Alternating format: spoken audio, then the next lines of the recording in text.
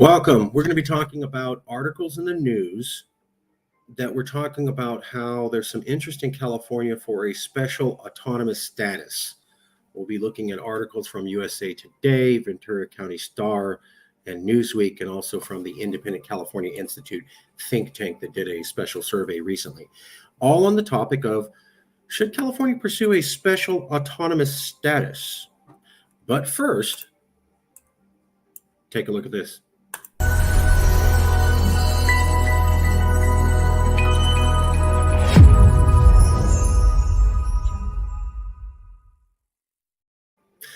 Welcome.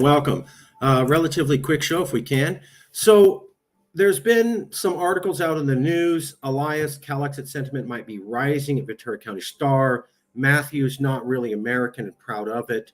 Originally from Zocalo Public Square, reprinted in USA Today and Newsweek. Most Californians believe they'd be happier if the state seceded. And then also the Independent California Institute will cover all that.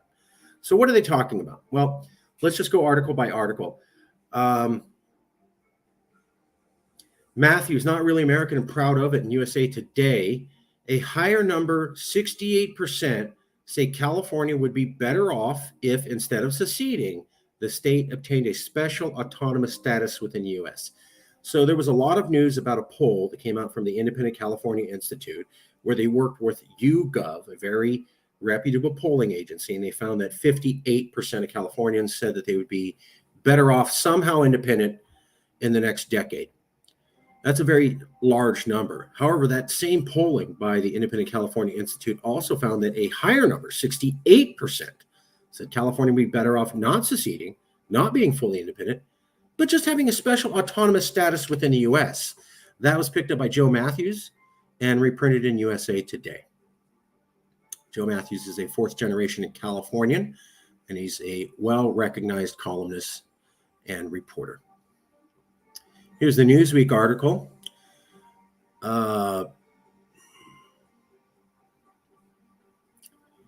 They just think that California would be better off, but not necessarily that they should secede. Stiglitz adding that the chance California would make a real effort to secede is less than 1%. So this person was looking at the same data and going, well, yeah, there was some interest in seceding, but there was more interest that they don't secede, but they would be better off independent somehow. That's what he's saying. That comes from this person. He is a professor at St. Mary's College of California, professor and director of the Elfenwork Center for Responsible Business. He focuses on consumer psychology, behavior, economics, and the role of emotions in human decision making. Finally, we get to this article. Elias, the Calexit sentiment might be reasoning. The second poll, financed by the Marin County-based Independent California Institute, also indicated that 68% of Californians believe they would be better off than they are now if the state negotiated for itself a special autonomous status within the U.S. So that's what I wanted to show you, was that there was this survey by the Independent California Institute, and it said, yes, 58% think they would be better off if California peacefully seceded. But buried in that information is an additional question. We asked respondents about two scenarios where California gains more autonomy within the U.S. One where California negotiates a special autonomous status with Congress, and another one where ownership of most federal land and water infrastructure is transferred to California state and local government. As far as we know, this is the first U.S. poll to ask about a special autonomous status for the state. That's key. In both scenarios, 68% respondents said they thought California would be better off. These independent scenarios enjoyed 10% more support than peaceful secession scenario above. So California negotiates a special autonomous status, or it stays a state, but it really owns all of the land and water infrastructure, which is kind of a special autonomous status. And that had 68% of respondents supporting it, which is above the 58 that were for secession. That conclusion by this group was shocking enough to be covered by Elias and the Ventura County Star, Newsweek, and USA Today. So it's a significant point. And I think that this is key when the Independent California Institute says As far as we know, this is the first U.S. poll to ask about a special autonomous status for a state. So there's been polls about California secession. Famously, when Donald Trump was elected, 32% of California said they wanted to secede. But this poll saying they were looking at autonomous status.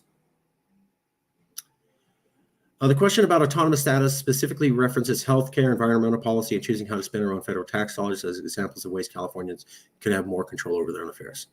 Well, special autonomous status is an interesting idea, but it's not a new idea. While the Independent California Institute may be the first group to ask that question about Californians specifically, the concept of a special autonomous region was, as far as I can tell, first pioneered by this man, Professor Michael Keating. He's an emeritus professor of politics at the University of Aberdeen. He's a Scottish professor, basically. He graduated from the University of Oxford. It was the first PhD graduate from what is now Glasgow Caledonian University. He specializes in comparative European politics, territorial politics and nationalism, and UK devolution. He was looking at independence in Scotland, the independence of Scotland, rescaling the European state, debating Scotland, issues of independence and union in the 2014 referendum, states and nation in the United Kingdom, the fractured union, approaches and methodologies of pluralist perspective. So he was looking at a special autonomous region for Scotland. As you know, Scotland has a special devolved government status where they used to just be a part of England, and now they have more freedoms and liberties than any other part of England. So there was Wales, Scotland, Northern Ireland, a few other regions, and Scotland argued not for a full break from England, but that they be given special powers that the other separate regions of England didn't necessarily get. So Scotland's able to do a lot more on its own than Wales, and it has a lot more freedom to control itself, almost like a quasi-nation, independent from London. Now, London still has power over certain things over Scotland, but it has power over a lot less things over Scotland than it does the rest of England. Hence, Scotland has achieved a special autonomous status within England.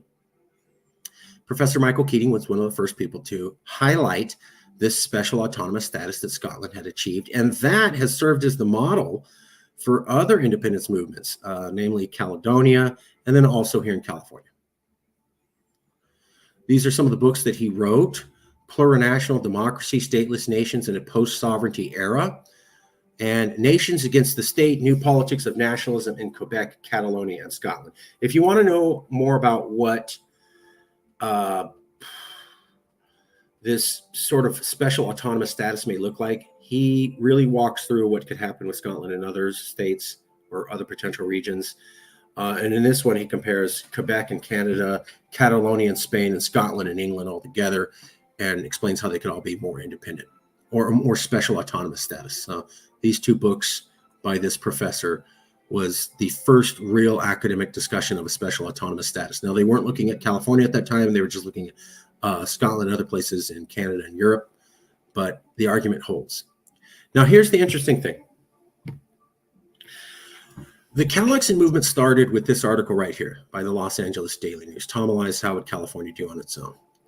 And it was the first time there was a serious article about could California survive on its own? And it was about my book, California's Next Century. Now, one of the things that got Tom Elias's interest was California could become a subnational state using the United States currency and participating in the American military, but setting its own economic, environmental, and social policies. Evans, whose new book, California's Next Century 2.0, discusses this idea.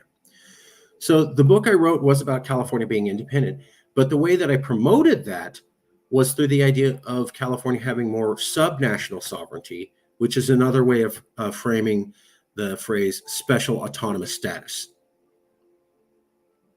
There's the book, the first version, and here's the book, the second version.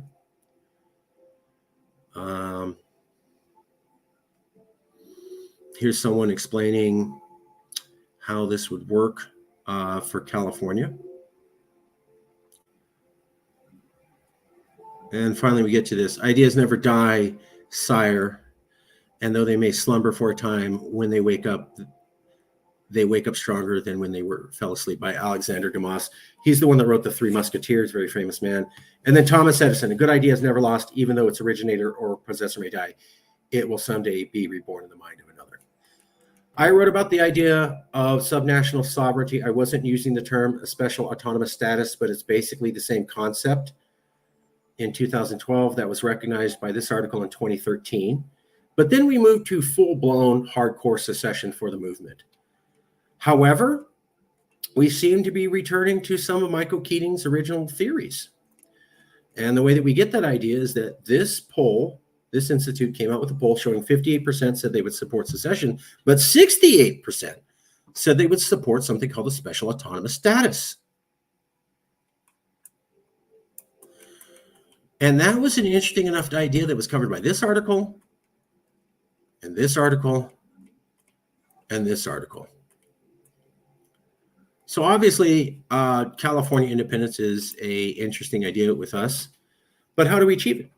This seems to be an old idea coming back, and I just had to point out a special autonomous status was something that I proposed in 2012. It's basically been dead, but now this year, it's back in a big way.